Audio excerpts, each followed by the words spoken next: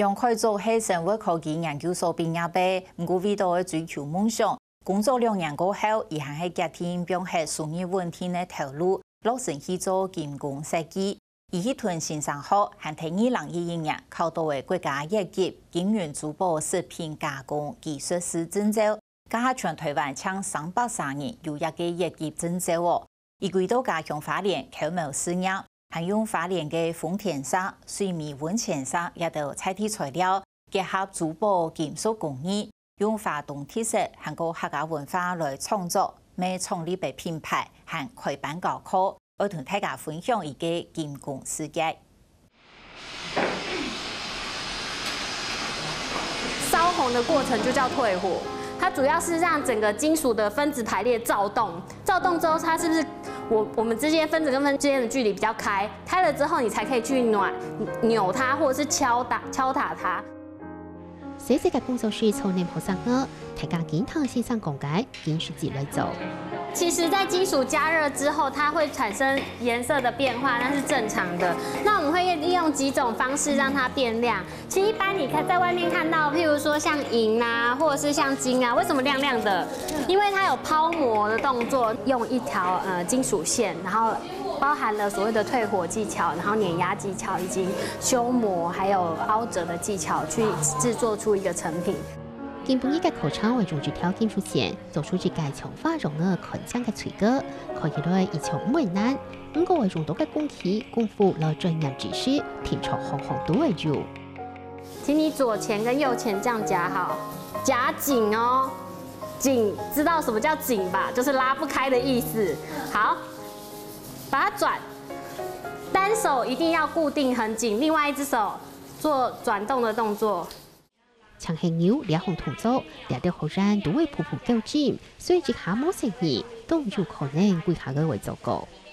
它有點像是一層一層疊上去，你這個工序你錯了，你就必須要回到最前面那個工序，再從頭再做。所以其實金工它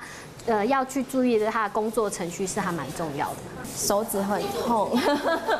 因為一開始女生比較沒有力，所以就是會花很多時間跟那個磨，還有那個凹它們。因為那個一般飾品都是買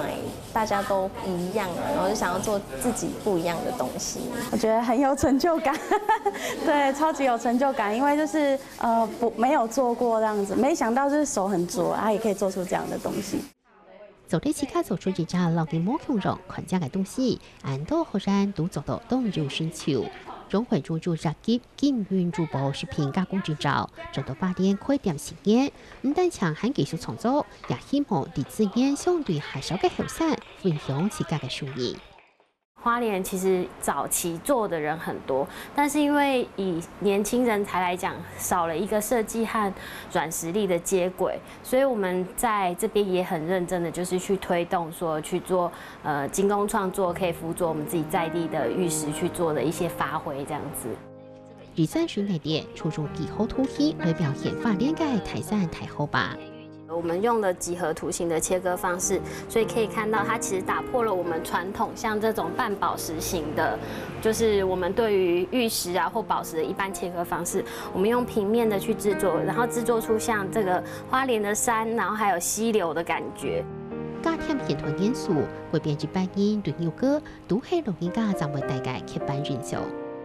它可以做組合，所以你不是只有一種搭配方式，你可以有不同的轉向去做這整個一個搭配。它可以是很簡單的單一產品，也可以是用複合式的組裝變得很童趣。